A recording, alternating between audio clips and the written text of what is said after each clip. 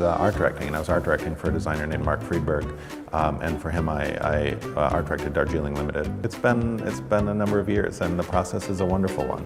And it starts the same way. It starts the same way of what are the physical spaces for the story, and in Wes's case that becomes very specific, and it becomes, let's talk about exactly this frame, and then let's talk about the next frame and the next frame after that. But we're designing frame by frame through the story. Who's making off? Who's making off? Who's making off? Who's making off? Who's making? And then 50% the Berlin part of the story.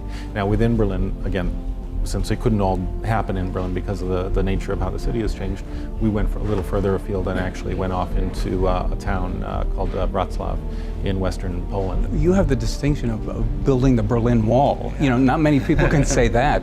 I mean, it's an amazing scene, but how complicated was that?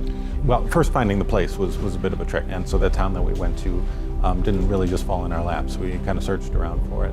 And then the locations team did a wonderful job. To do it, then on my end, it was about pulling from the research the moments that we really wanted to see, and so much of what you see happening in the background action there are things that we pulled from photographs. And then, of course, all the nuts and bolts of how are we going to afford to build this huge thing, and how we ended up doing it was building it in modular pieces and building it out of lightweight materials. And then we broke it apart and we would take it everywhere else we needed it. So when you see the wall at Checkpoint Charlie, it's the same wall.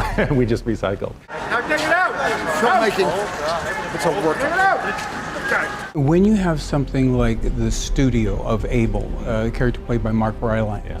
I mean, you had access to the real thing, but how much do you feel a need to replicate that as much as possible, and how much leeway do you give yourself? You know, that's an interesting question. It gets to the bigger question of how tightly tied do you stay to the research, and I find